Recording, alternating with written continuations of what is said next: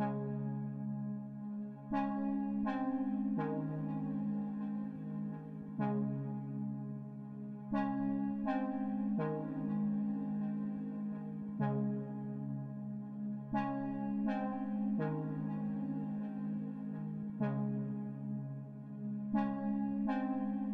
future. Is it flying cars, living on the moon, or even exploring the universe? What do you think the future will be? And if someone came to you today and said that they could take you there, would you do it? This is the story of Nathan Summers. Welcome to Origin.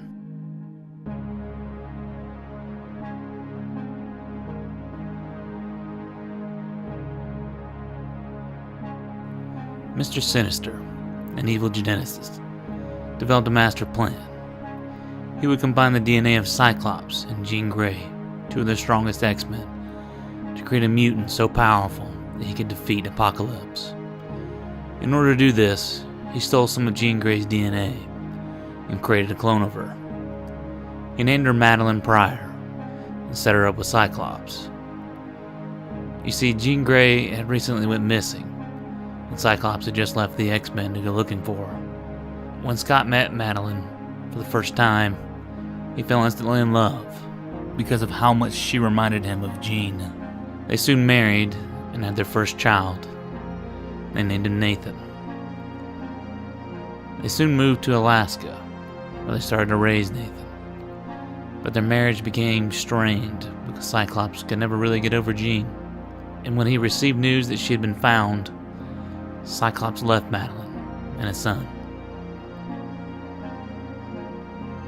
Mr. Sinister caught wind of Jean's return too, and decided it was time to kill his clone, Madeline. He wasn't able to complete his mission, however, when the X-Men came in to save her. But he did succeed in kidnapping her son, Nathan. That's when Mr. Sinister started his experiments on Nathan. Weeks later, Cyclops returned to Alaska to try and get his family back. But once he got there, the only thing that was left was one of Nathan's toys. Realizing Madeline probably decided to leave and start a new life, Cyclops returned to the X-Men. And that's when Destiny, a precognitive mutant, showed up one day.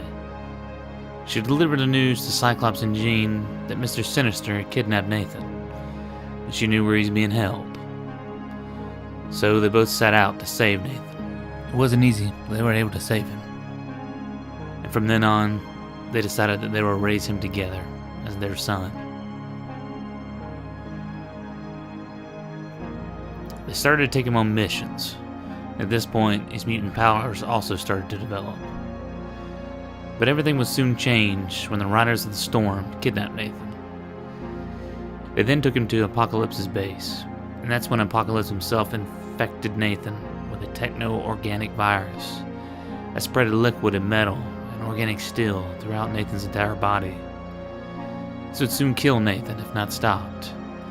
And once the X-Men saved him, they had to figure out how to cure him. That's when Mother Ascani appeared right before their eyes with an idea. You see, she was from 2,000 years in the future. And in that time, Nathan was known as the Savior. So she knew he's destined for greatness. So she gave them a choice. Let her take Nathan into the future, where she could cure him of the virus, or leave him in the present and die of it. So Cyclops decided to save his son and send him into the future, and to never see him again. Or so he thought.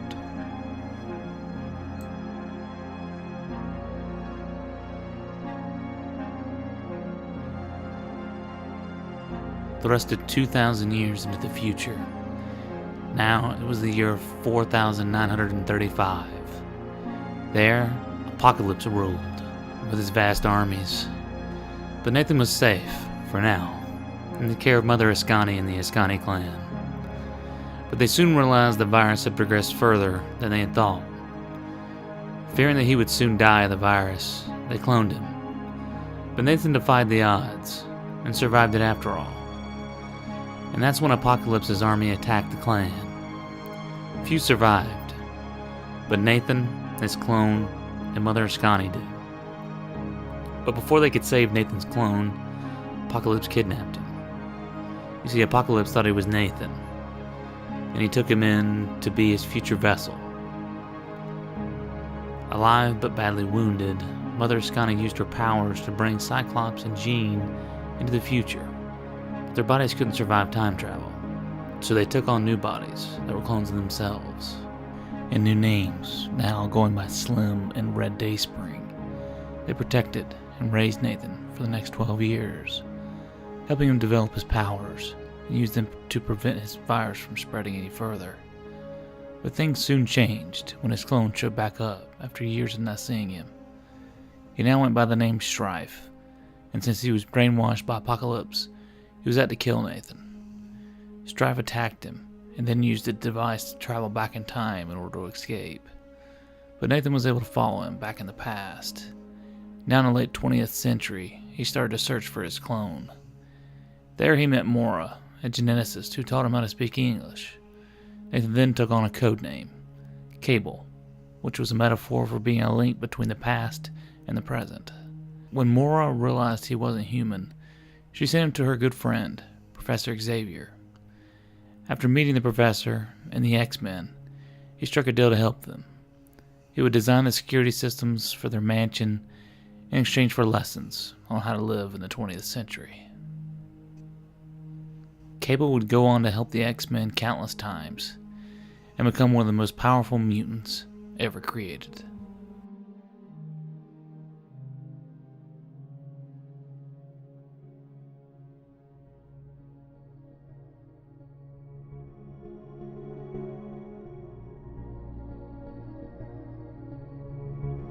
You guys are amazing, and I just really want to thank you for downloading and listening to Origin. This episode was written and narrated by me, Cameron Rainey. Music by Chris Zabriskie. Dude is amazing. Go check him out on Spotify, where you can also listen to this podcast. As always, follow us on our social media, Origin_podcast on Twitter and on Instagram, and Facebook.com/The Origin Podcast. We'll see you guys in 2 more weeks. And thanks again. I can't thank you guys enough for listening to me. This thing started out so small and has just increased tremendously over the past couple months. So keep it up and keep this thing going for a long time. I really do enjoy it, and I hope you do too. Thanks a lot, and we'll see you next time.